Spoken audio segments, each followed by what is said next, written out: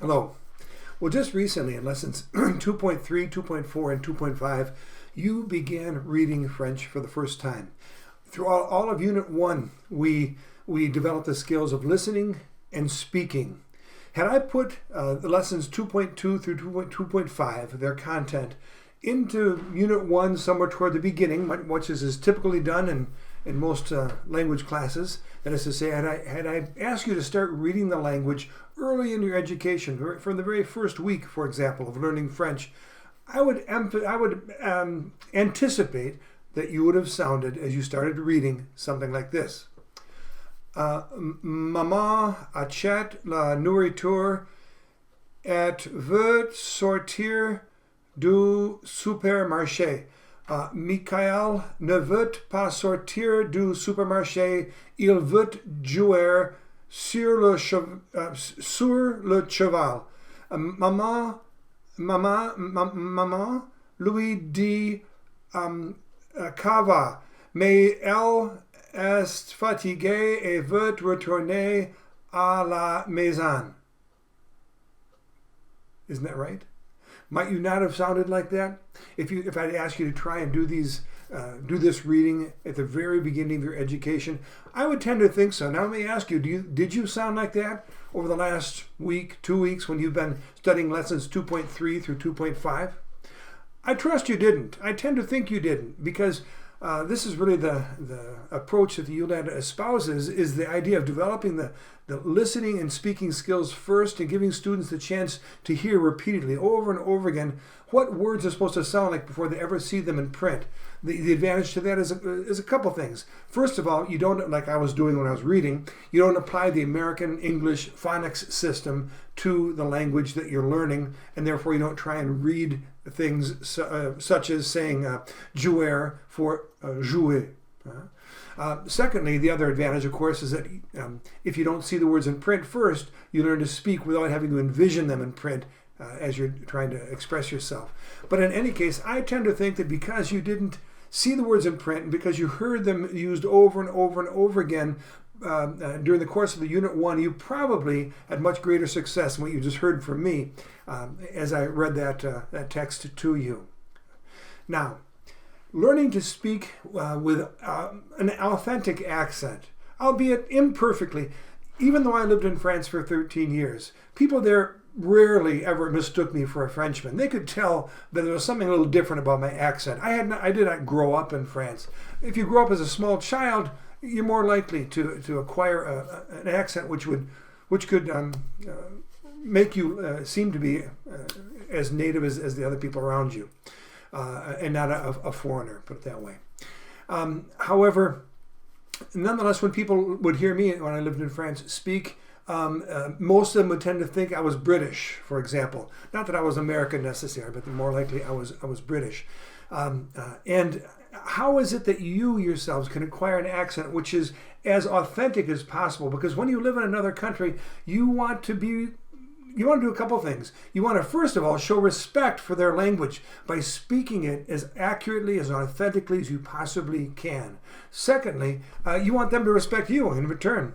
We like to think that no matter how we sound as we speak a language, though people will take our ideas seriously, but the fact is, both form and content matter. Not just the content of what you're trying to express, but the way in which you express it will impact people as to whether or not you're a trustworthy, reliable source or not.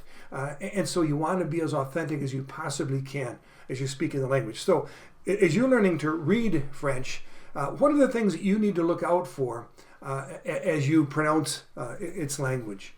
I would say that the most important elements are the following. The way in which you pronounce the letter R, if you happen to be an American especially, and then the vowel sounds E, I, O, U, and U.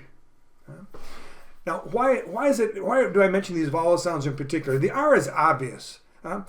When Americans speak English, we pronounce the letter R deep down in our throat, like a road or rutabaga. One of my French baseball players with whom I used to play would hear me speak English. they would make fun of it, make fun of the way it sounded because they were learning English in school, and they would try to respond, of course, and they would make sounds like because to them that's what it sounded like when I would be speaking English with them. They're not used to the language being spoken in quite that fashion, in such a guttural way, because they learn British English over there.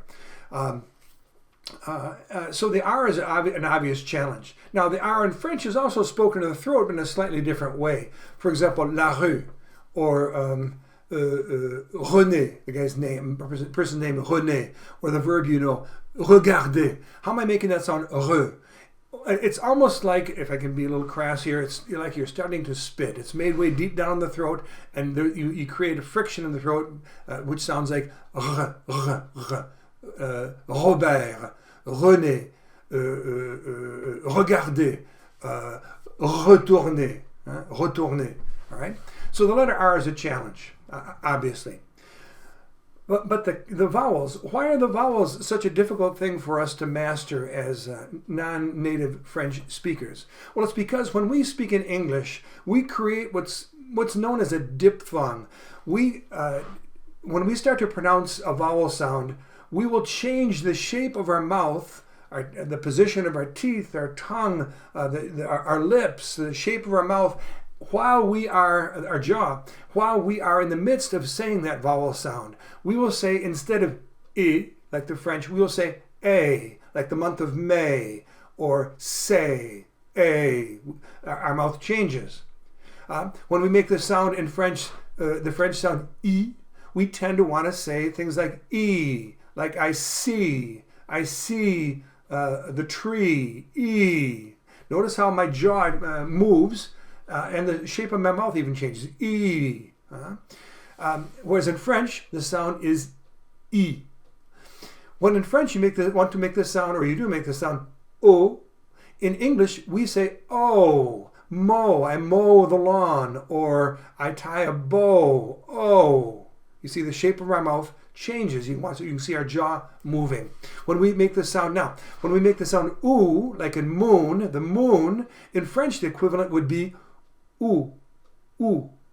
And then last of all, the very challenging French sound for all of us to make, just like the letter R is a great challenge, is U, U. And I'll talk more about how that's formed in a second, but U.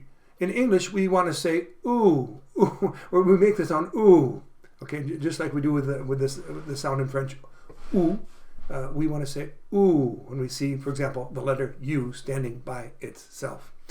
So what we do in English, it's called creating a diphthong. We change the shape of our mouth as we pronounce a vowel sound. Your great challenge is to respect the integrity, you might say, the purity of a French vowel. Once you begin pronouncing a French vowel, nothing should move, neither your lips, nor your tongue, nor your teeth, nor your jaw. It's as though you set your jaw on concrete, and when you start, for example, when you start to want to make this sound in English, A, which in English would be A, in French it's E, été, donner, donner. Once I start the sound E, watch, nothing moves. Donner, nothing moves in my mouth and with my jaw at all. Okay. When in French, for example, we make this, in English we would say make the sound O. Well, here's one you don't know. Okay, the verb to jump is sauter, sauter. Well, when we say it in English, or when we say it with an English accent, we want to say sauter, sauter, and in French it's sauter. So where in English we would say oh, with a proper French accent, we would say oh, oh. Nothing moves as far as our mouth is concerned. From as soon as we begin the vowel sound, everything stays stable. And secondly, we clip short the duration of the vowel sound. Whereas in English we say A, they play. In French they would say something along the lines, if they were speaking English, of they would say for they, but they play. Notice I chopped the sound short. They play baseball. You chop the duration, the length of the vowel sound, and you also don't allow anything to move once you start making it. Okay, so let me go back to what I read to you a little bit earlier, and I'll point out to you what it would sound like if you were to be speaking with an American accent, trying to speak French, and properly. All right, I'll take, for example, the word nourriture. Now, an American we tend to want to say nous, see the ou, nourriture. Okay, whereas a French person speaking their language properly would say something more along the lines of nourriture. They would say nous, ou. See, nothing's moving. It's not nourriture, but it's nourriture. Okay? By the way, at the end of that, I mentioned earlier that a very difficult vowel sound to pronounce is the sound U for an American or an English-speaking person. And how are you supposed to make that sound? That's the letter U all by itself. U, like in tu or du. That sound U, how do you make it? Well, you make the sound E. Do you see the muscular tension in my face right there as I make the sound E? In English, we kind of relax our mouth, so then say E. That's what allows us to change the shape of our mouth and create what's I call that diphthong. But in French, you tighten the muscles here in your face, your jaw, and you say E. And of course, you cut the sound short. E. You tighten them so that nothing moves, of course. So if you can make that sound E, such as in the word ici or voici, or what do you know? Je lis le texte. If you can make the sound E, and now try to make it through the smallest possible round opening in your lips. Make that sound E, but bring your lips together, make the smallest opening possible. And instead of saying E, say U. Try to say U through that small opening, and you're saying the sound U correctly in the letter U, in French. Okay, so let me go back now. Like I said, nourriture is an example. Of course, in the word sortir, this is emphasizing there again that letter R, that there's more friction there's created in your throat than in English. The sound r is indeed pronounced in your throat, but with friction. So sortir. Okay. Here's a good example. Well, we've already talked about that, so let me find another one for you. In the verb jouer. Again, it's jouer, not jouer. When I say ou, like in the word moon in English, in French, if I take that same sound and apply it to the French word, I'm going to say jouer. Joue, ou, jouer. Jouer. Je veux jouer. In French, it's ou. Nothing moves. Jouer. The only time there's a movement is when I move on to the next vowel sound, which is e. So let's talk about that e. Let's take a look at another verb here, like retourner, which occurs later in the text I read to you. Retourner. First one's that the guttural R here, with this friction you create in your throat. Tu. Ou, the sound ou again. I don't say ou, retourner. I don't let my mouth change ou in the midst of the vowel sound. It's retour. Now we come to that a at the end. Watch, retourner. I'm going to drop off the retourne and just say the word. Retourner, et. Okay, see, once I say et, I chop the vowel sound short and nothing moves. Nothing changes its shape. Whereas with our English American accent, we tend to want to say retourner, a. Okay. So to summarize all that I've said, of course, the R create friction in your throat as you speak the language as you speak the letter R specifically. And then as far as vowels are concerned, clip them short. If you clip the duration of them short, as opposed to elongating them like you do when we speak in English, that's already going to help you a great deal. But once you start pronouncing a vowel sound, let nothing move in your face, whether it be your lips, your tongue, your teeth, the shape of your mouth, your jaw, etc. So let me give you one more example of each of these vowel sounds. Let's go back to the beginning and talk about e.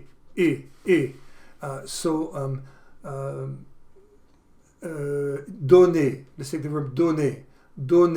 Okay, say donner. Again, donner. Now I'm going to have you pronounce incorrectly, then correctly, so you can feel the difference. Okay, now try and imitate each time. Donner. Hear me saying A and watch my mouth. A. Donner. All right, now let's try and pronounce correctly. Donner. You can hear how the A sound is clipped shorter. Donner. Donner. Once it starts in A, don't let anything move in your face. Donner. All right, let's move on to the next vowel sound, which would be E. E.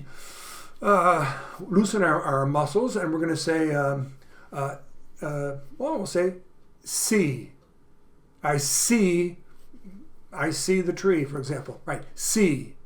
Okay, that's the incorrect English pronunciation. Now let's tighten the muscles in our face. Let's clip that sound E short and say the same word. See. Okay, incorrectly, see. See. Watch your jaw move. See. Right, okay. Correctly. See. See. Okay? Outside of the S sound, nothing moving from the S to the E. Nothing moves my face. See. Okay? See. Let's take, by the way, see is, you know that word, the word see, you may know already, it means if, right? Okay, see. Let's take the sound O. O, very commonly mispronounced sound in French. I'm going to have you say it. Just say the word propose. Propose. Okay, that's an English word, propose. Now I'm going to say the same word to you in French, and it is a French word. It's proposer, but I'll use, well, proposer. Proposer, okay? Let's take the word, it's P-R-O-P-O-S-E-R. Okay, it looks like propose with an R at the end of it. All right, let's say it in English again. Propose. Propose. Okay? All right? Now in French, po, ze. Notice in all three of these syllables, I'm cutting the vowel sound short. Pro, I'm saying o, and then po, o, and notice that once I start saying the o sound, nothing changes. And then last one, we have the a. Ze. Ze. Proposer. Let's pronounce it like an American now, improperly. Proposer. Proposer. All right? I'll say it in French correctly. Proposer. Proposer. Okay? That's probably a pretty good example there because we have the sound O twice and the A also. We cut the vowel sound short and we don't let anything change in the shape of our mouth. So what that is going to generate, therefore, is a language. If you respect the value of the French vowels, you don't change the shape of your mouth, you cut their duration short, you'll sound more like this. And also, of course, getting the guttural sound where there's the friction in your throat of the R, you'll sound more like this. Maman achète la nourriture et veut sortir du supermarché. Okay, supermarché, not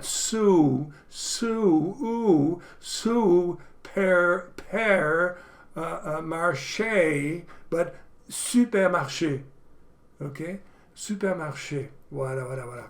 Okay, je pense que ça suffit pour la prononciation. I think it's enough as far as pronunciation is concerned. But learning, of course, the phonics of the French language, the combination of letters and what sounds they make, as well as individual letters and what sound they make. That's something you're doing a lot of as you're going through lessons 2.3 and 2.5. There's a lot of phonics work going on in there.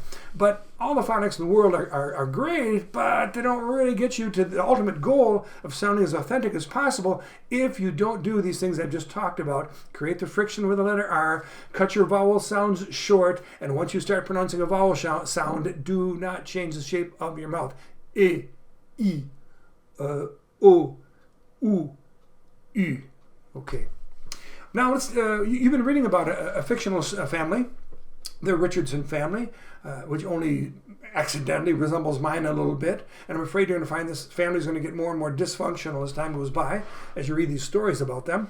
But in any case, I'll give you a little bit of hope. Long term, there's going to be hope for this family.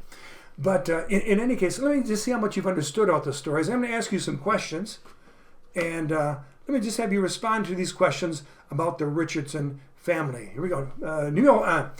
Comment s'appelle la famille? Comment s'appelle la famille? Est-ce que la famille s'appelle Dubois? Est-ce que la famille s'appelle Smith? Comment s'appelle la famille? Répondez, allez.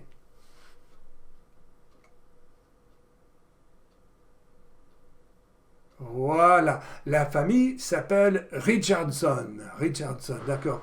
Et puis, où habite la famille? Où? Notice I'm using some interrogatives that you learn in lessons 2.1 and 2.2. Où, et puis, où est-ce que la famille habite? I could use the inversion. La famille où habite-t-elle? Or I can say, où est-ce que la famille habite? Où est-ce que la famille habite?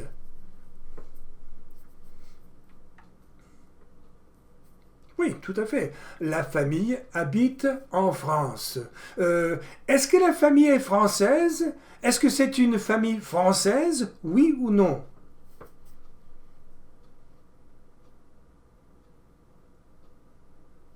D'accord, oui, c'est ça. La famille ne est pas, ne est née. La famille n'est pas française. La famille est américaine. And now this is a good thing to point out. Listen how I said the first sentence. La famille n'est, this is this verb right here, être. Hein? La famille n'est et pas, and by the way, it's not a. La famille n'est pas française. Listen to the second one. La famille est américaine. Whoa! The nationality is américaine. Where did the T sound come from? La famille est américaine. Where did that T sound come from? Well, now that you've started reading the language for the first time and seeing it in printed form, maybe you understand where some of these surprising letters surge up from, from where they appear all of a sudden. If you see the word et, and you've seen it, how it's been spelled, maybe you already know how this particular form of the verb être et is spelled. It's E-S-T, okay? And it's followed by the word américaine, a. The American starts with a vowel sound. And you've heard me say before, but now you've seen it. When a word ends in a consonant, and the next word starts with a vowel, you're going to create what's called a liaison in almost all cases. A liaison where that T at the end of the word E-S-T, is going to suddenly become pronounced when it's followed by a vowel. So instead of saying la famille est américaine, we say la famille est américaine. Now, why does French do that?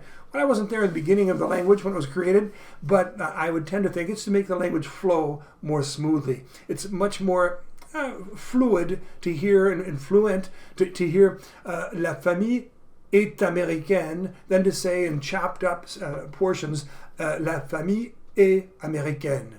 La famille est américaine flows together much more smoothly. Okay, so you've started to learn about what are called liaisons, the connection of consonants at the end of a word with the vowel that follows them. Okay, we'll go back to our questions. Est-ce que John est le papa de la famille, est-ce que John travaille? Oui ou non? Oui, bien sûr. John travaille, tout à fait, il travaille. Et où travaille-t-il? Où travaille-t-il? Où? Okay, I could have said où est-ce que, right? Où est-ce qu'il travaille? But I used inversion instead. I turned the subject and the verb around. Il travaille. Travaille-t-il, right? And I use the interrogative to start the sentence. Où, right? So, où travaille-t-il? Où travaille-t-il? Vous ne savez pas? Bon, est-ce qu'il travaille dans un supermarché? Est-ce qu'il travaille dans un magasin? Est-ce qu'il travaille, je ne sais pas, dans une église? Où est-ce qu'il travaille? Où travaille-t-il? Oui, voilà, il est professeur, donc il travaille dans une université. Hein? Il travaille dans une université. Notice how I say the word université, the very last vowel sound that you hear there. I don't say université, I say université. Notice how short I cut the e, the pronunciation of that sound e there. And once I start saying it, nothing moves. Université, e. Let's continue. Bon, Michael, il a 3 enfants. Il y a Catherine qui est... je crois qu'elle a 5 ans à peu près. Et puis, il y a le bébé qui s'appelle John Jr., quelque chose comme ça. Et puis, celui qui est entre les deux, c'est Michael. Et je crois que Michael a 3 ans. Alors, Michael, va-t-il aller à une école, oui ou non? Michael, est-ce qu'il va à une école?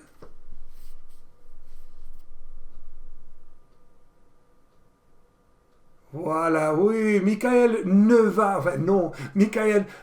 va pas à l'école. Did you hear something in there again, which maybe you didn't say? You may well have said, keeping in mind your knowledge of the structure of French already. You start off with the person you're talking about, Michael, then you make the verb which is va, right? And you put a ne before it, and va, and then a pas afterwards, make it negative. And you might have said, Michael ne va pas à l'école, and that would have been correct. But notice how I said it a little differently than you. I said, Michael ne va pas à l'école. You hear that z in there? What do you think that z is? Which suddenly appears, which you didn't say, but where's that z sound come from? Yeah, it's that liaison issue that I'm talking about. At the end of the word pas, which previously you knew how to use the sound ne and pas to make a verb negative, that sound pas right there, you didn't know how to spell it. You'd never seen it in written form before you started reading these texts about the Richardson family. What's the last letter of the word pas, if you were to spell it? It's P-A... Yeah, some of you remember. You've seen it enough times already that you know there's an S at the end of it. So, Michael ne va pas à l'école is a correct answer, but because a, which follows pas, is a vowel, so that word starts and ends with a vowel sound, that last letter, that consonant at the end of pas, what letter was it again? What's the last letter in pas? Yeah, it's an S, is going to be pronounced, is going to become pronounced when it's followed by a vowel sound in the next word. And an S, by the way, in creating a diphthong, takes on the sound z, which is like the letter Z, I suppose. All right. So Michael ne va pas à l'école. Okay, that z à l'école allows the language to flow more smoothly, to sound more fluid. Ok. Est-ce que maman travaille? Est-ce que maman travaille à l'université comme papa? Oui ou non?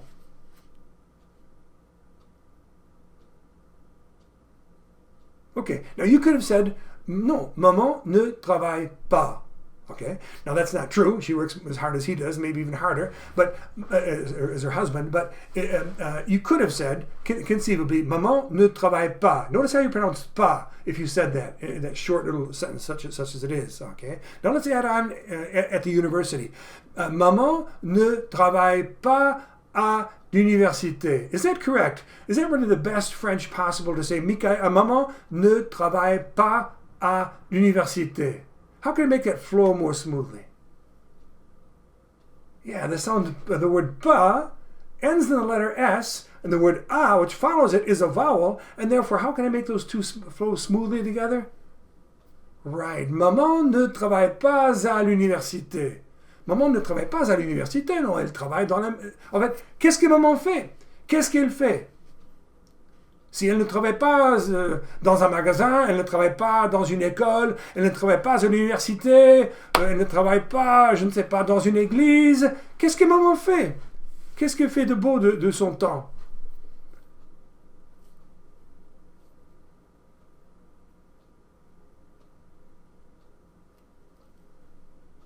Voilà, c'est ça. Il y a beaucoup de choses que vous pourriez dire là-dessus. Hein. Maman reste dans la maison, elle travaille à la maison, disons, dans la maison, elle reste à la maison, et puis, qu'est-ce qu'elle fait? Bon, elle fait tout plein de choses. Elle aide les enfants avec les devoirs, elle marche à l'école avec les enfants, elle prépare les repas, elle lave la vaisselle, elle lave le linge, qu'est-ce qu'elle fait aussi? Elle aide Catherine à faire le lit, etc. Donc, maman travaille dans la maison et elle travaille beaucoup, n'est-ce pas? Ensuite, qu'est-ce que Catherine apprend à l'école? Okay. Qu'est-ce que Catherine apprend à l'école?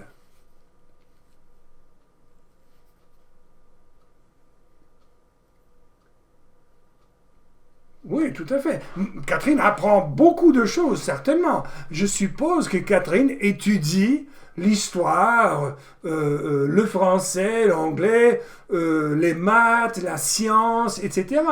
Elle étudie beaucoup de choses, hein, mais principalement, ce dont elle a besoin, le plus important pour Catherine, Catherine apprend le français.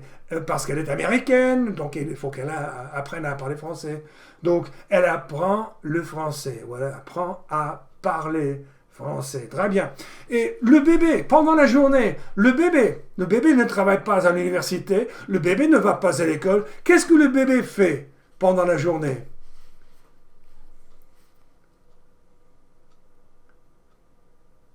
Oui, c'est ça. Enfin, le bébé dort, le bébé mange, le bébé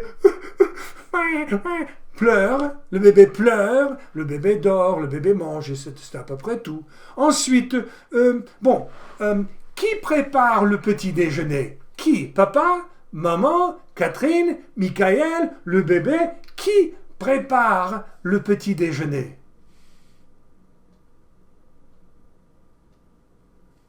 Voilà, maman prépare le petit déjeuner. Maman se lève. La famille dort, mais pauvre maman, elle se lève, elle descend les escaliers et elle prépare le petit déjeuner. Tout à fait. Et puis, maman, avant de préparer le petit déjeuner, maman entre dans la salle de bain. Qu'est-ce qu'elle fait dans la salle de bain?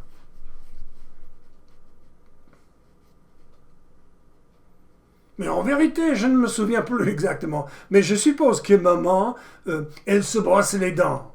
Elle se brosse les cheveux. Qu'est-ce qu'elle fait aussi? Elle se lave les mains.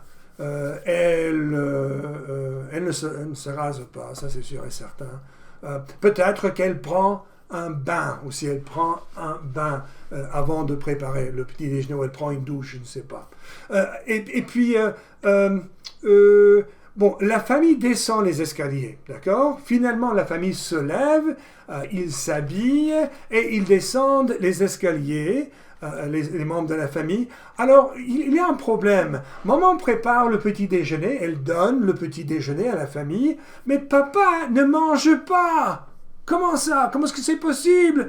Papa ne mange pas le petit déjeuner. Pourquoi? Pourquoi est-ce que papa ne mange pas le petit déjeuner? Ou bien, papa, pourquoi ne mange-t-il pas le petit déjeuner? I want to point some out to you. When you use, you know already that when you want to form a question, you can always put est-ce que at the beginning of the sentence and put the subject followed by the verb.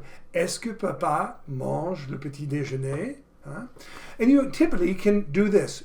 You can use inversion in reversing the order of the subject and the verb, like écoutes-tu de la musique? Aimez-vous faire du ski, par exemple? You can do this. However, you cannot use inversion with a subject pronoun which is a noun, like a proper person's name, or a noun like the father in the family, or the man. You can't invert that with a verb. You have to first say the noun or the proper name, like John, at the beginning of the sentence, and then you pick a pronoun that refers back to that person. And that's what you invert with the subject. So, let's just take the simple question.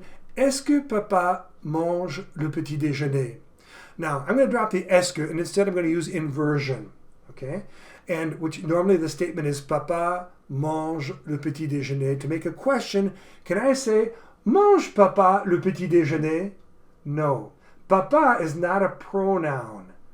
A pronoun would be like je, tu, il, elle, nous, vous, or vous, elle, or il, okay?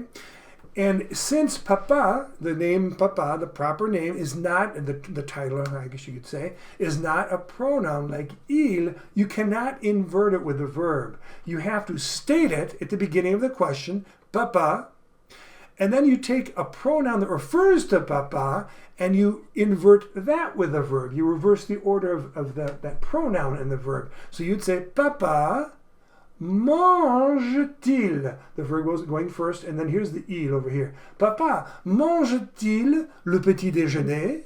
Okay, that's why you heard me say a moment ago, papa, pourquoi ne mange-t-il pas le petit déjeuner? Okay, notice, listen again. Listen and try and find the word that I'm adding to the question, which refers back to papa. Papa, pourquoi ne mange-t-il pas le petit déjeuner? What was the word that I added there that referred back to papa? Yeah, it's il. Papa, pourquoi ne mange-t-il, il, le petit déjeuner? Pourquoi ne mange-t-il pas le petit déjeuner? D'accord, maintenant, répondez à la question. Papa, pourquoi ne mange-t-il pas le petit déjeuner? C'est un problème. C'est mal poli. Oui, papa lit le journal, alors il ne s'intéresse pas au petit déjeuner, il ne mange pas, il lit le journal. Et les enfants, let's try this, what I just talked about here, as we talk about, do the children eat breakfast, okay? To say the children eat breakfast, normally we would say, les enfants mangent, ou prennent, les enfants mangent le petit déjeuner, okay? Now, an easy way to make that turn it into a question is put est-ce que at the beginning. Est-ce que les enfants mangent le petit déjeuner? But let's try and use inversion. Reverse the subject, les enfants, and the verb, and say, mange les enfants le petit déjeuner. Can I do that? No, I just told you that a noun, like children, or a person, place, thing, or a proper name like Michael and Catherine cannot be inverted with the verb. I have to first state that proper name or noun at the beginning of the statement, a sentence. So les enfants, and then I pick a pronoun that refers back to them. What is the pronoun that refers back when I'm talking about multiple people? And at least one is a male, by the way. Yeah, it's il, okay? So now I'm going to say les enfants. I'll take il, which is the pronoun that refers back to them, and mange, and I'm going to invert those two. Les enfants, mangent-ils le petit déjeuner? Les enfants, mangent-ils le petit déjeuner, oui ou non? Non, c'est vrai, les enfants ne mangent pas non plus. Les enfants ne mangent pas le petit déjeuner. Pourquoi? Est-ce que, I'm using est-ce que this time to give you guys a break so you don't have to use that inversion with a noun as a subject. Les enfants, pourquoi est-ce qu'ils, referring to the kids, ils ne mangent pas le petit déjeuner? Les enfants, pourquoi est-ce qu'ils ne mangent pas le petit déjeuner? Qu'est-ce qui se passe?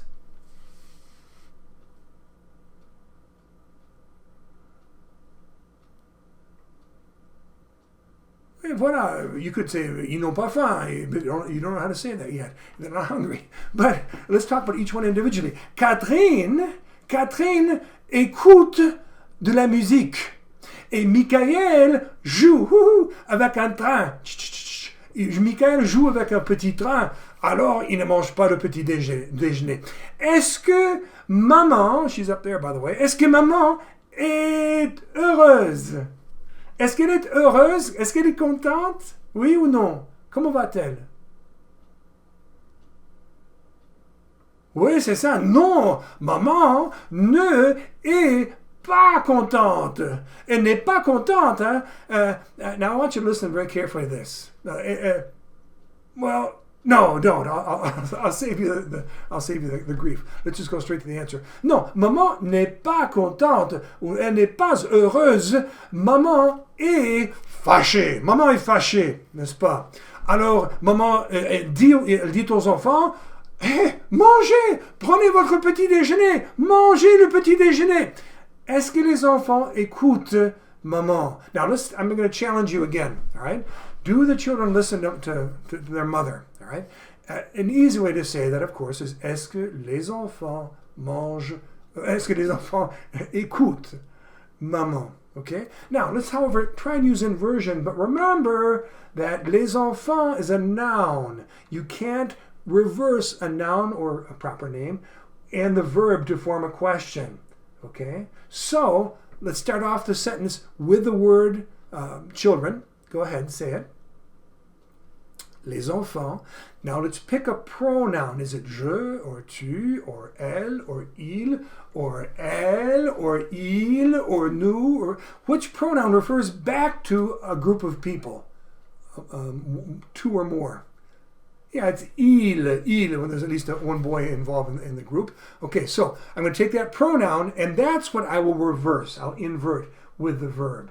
Okay, so start off with the children.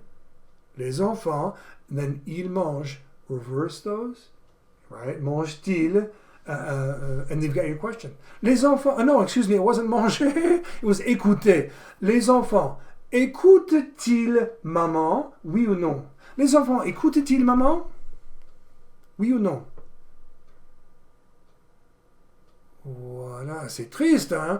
C'est triste, les enfants n'écoutent pas maman. Alors, elle est frustrée, elle est quand même vexée, elle est fâchée avec les enfants. Ok, papa se lève, hein? Il quitte la table, il s'en va. Où est-ce qu'il va? Où est-ce qu'il va?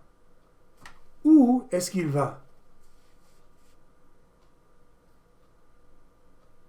Voilà, il va à l'université, il va au travail, n'est-ce pas? Et comment est-ce qu'il... Let me challenge you again. And I'm going to use papa instead of saying il, okay? So papa is a proper name. It's in essence a proper name. I could say John if you like. So I'll use John. Remember, I can't invert John and the verb. So, comment... I want to say, how does John go to work? Donc, I want you to use inversion. How would you do that? How does John go to work? The interrogative you want to use is comment. Right, start off with the person's name or the noun, which is John. Okay, now throw the interrogative in there. Comment. Now, we need to pick a pronoun that refers back to John. What is that pronoun? The je, tu, il, elle, nous, vous, il, elle. Which one refers back to a person you're talking about? Il, right? We're talking about John. Il is the appropriate pronoun. We're going to take il and va, which is va, il va, and that's what we're going to invert. Now go ahead and say the whole question if you can. How does John go to the university? Right. Okay. John, comment va-t-il? Here's that il is referring back to John. Comment va-t-il à l'université? Alors maintenant, répondez à la question. Répondez à la question, je vous prie. John, comment va-t-il à l'université?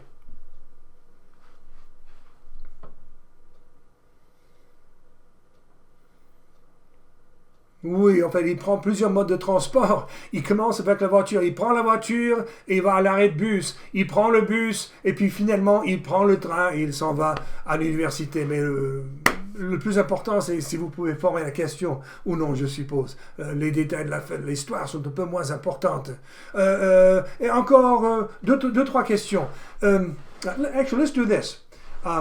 Let's turn it around now. I'm giving you all the questions. You're giving me all the answers. Let's turn around and have you give me the questions. That'll give you a chance to practice the use of interrogatives, and we'll review those in a second, and I'll give you the answers, okay? So you're asking me the questions this time. Let's see if Mr. Nesbitt was paying attention. First, what are the interrogatives? Who, how, what, where, when, how many, how much, and which, okay? So who? What was this word, remember? Qui, what was this? Comment, and then que, and pourquoi, and what was this? Remember? You found to learn this in 2.1 and 2.2. Quand, or à quelle heure, and then oh, I forgot this one. Yeah, où, and then a whole bunch or a whole little. What was this one? How many? Or excuse me, not how many. How much? Yeah, that's combien. And then how many? When you're counting individual. Yeah, combien encore. Hein? Combien de frères est-ce que vous avez, par exemple? And then, what was the word for which? You remember that? Quel, voilà, c'est quel, très bien, okay? Donc, using those interrogatives, try and ask me the following question. You pick the proper interrogative. Who makes the bed? You may remember at the beginning that Catherine does not make her bed. Who makes the bed? Don't answer the question. Form the question. Ask me the question. Okay, hopefully you ask me. You start off with the interrogative. Qui fait le lit. Oui, qui fait le lit? Bon, c'est facile, c'est évident. Hein? Maman fait le lit. Catherine est une fainéante, hein? Elle ne fait rien. C'est maman qui fait tout le travail, la pauvre. Et donc, maman fait le lit. Okay, try to ask me this question. Where does Catherine go? In fact, let's make it both. This is the whole family who goes except for Papa. And so let's say, where does Mama and Catherine, where do Mama and Catherine go? Ask me that question. Where? What's that interrogative?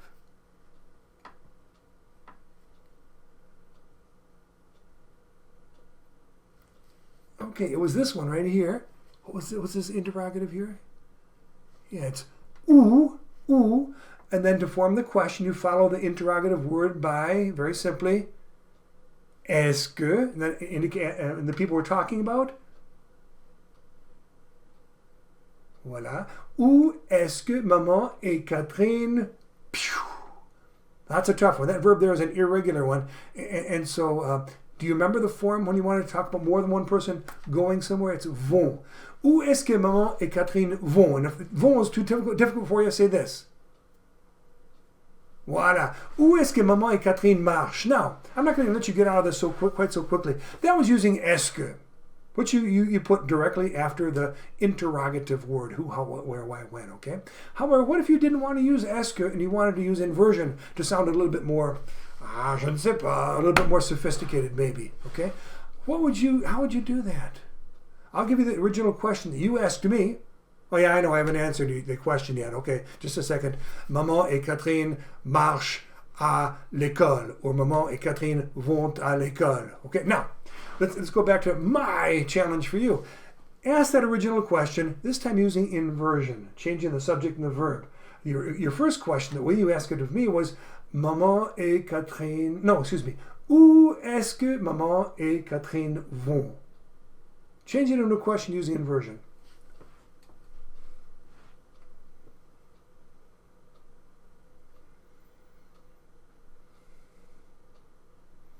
Okay, Maman et Catherine, those are proper names. You can't invert a verb and a proper name to form a question. You've got to put that proper name, or those proper names in this case, at the beginning of the statement. Then you've got to pick some kind of a pronoun that refers back to these two women, Maman and Catherine, okay? And then that's what you invert with the verb vont. Let me hear you say that then.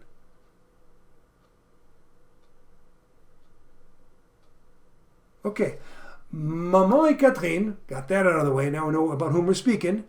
The interrogative, où vont, what's the pronoun that refers back to those two over there? Those two women? Yeah, où vont-elles? Elles, talking about more than one female.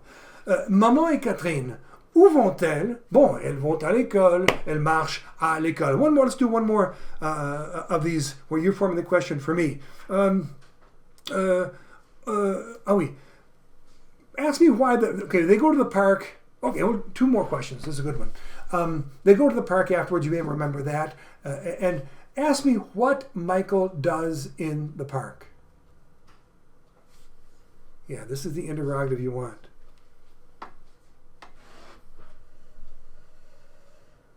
Okay. Que, follow the interrogative with est-ce que Michael fait dans le parc? Qu'est-ce que, and que, est-ce que, you know, qu'est-ce que Michael fait dans le parc? Bon, Michael joue dans le parc, bien entendu. Michael joue dans le parc. Now let's go back and challenge yourselves a little bit. Now use inversion. Don't use est-ce que. That was the easy way out.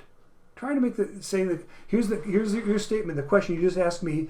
Qu'est-ce que Michael fait dans le parc? Now try to use inversion.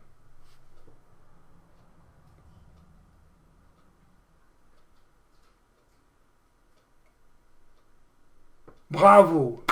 Félicitations, hein? You take the proper name of Michael, you put that at the beginning of the statement, let's get it out of the way so we know about whom we're talking, Michael. All right? Now we want to invert a subject and a verb, but we need some kind of pronoun that refers back to Michael. And so Michael, and that's il, isn't it? Michael, here's the interrogative, que fait-il dans le parc? Michael, Que fait-il dans le parc? Bravo, bravo. Voilà une question bien plus difficile. And last question, I'll use this interrogative. Ask me why the baby sleeps in the park. I've got my answer already. But you asked me the question, why does the baby sleep in the park?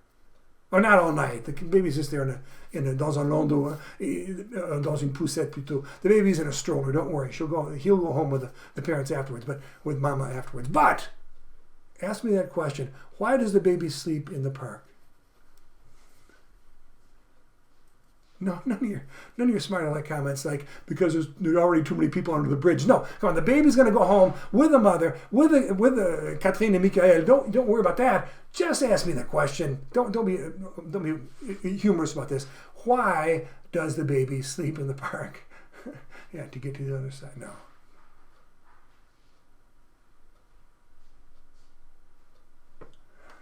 Okay, oui.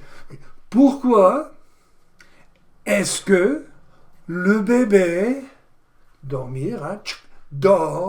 dans le parc? Nice question. Pourquoi est-ce que le bébé dort dans le parc? But it was too easy. You need a challenge in your life. And so I'll respond to your question just to show that I'm paying attention. Le bébé dort dans le parc parce que le bébé est fatigué. Bien entendu, le bébé est fatigué. What kind of a question was that anyway? Now, take your original question and challenge yourself. Let's use inversion. Okay? You ask me, pourquoi est-ce que le bébé dort dans le parc? Use inversion, and I'm not going to help you.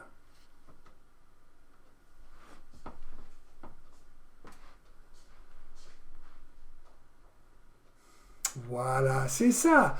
Le bébé. Pourquoi dort-il dans le parc? Oh, by the way, dort-il? Wait a minute. Le bébé dort. Why did I say dort in my question? Le bébé. Pourquoi dort-il dans le parc? Let's see what you've figured out already as we conclude this lesson today about reading the language. What can you tell me about dort if I say dort-il dans le parc? Le bébé, pourquoi dort-il dans le parc? What can you tell me about dort? As how it's spelled. You go ahead and spell it for me. You've never seen it before, maybe. Yeah, you've seen it at least once, but D-O-R, what's the consonant at the end of dort? Yeah, there's a silent T at the end, dort. But when is it no longer silent? Le bébé, pourquoi dort-il dans le parc? When it's followed by a vowel sound beginning the next word. And so that t becomes pronounced, and so you know by brilliant deduction that dort is spelled D-O-R-T. Nice job. Okay, this has been a bit of a challenge, has it not? French is not an easy language to learn to spell, to pronounce. It's much more difficult, for example, to spell, to write, and to read, therefore, than Spanish. However, you're off to a good start. We'll see you again bientôt. On se reverra bientôt certainement. Bon courage. Vous continuez avec la lecture du restant de l'histoire de la famille Richardson.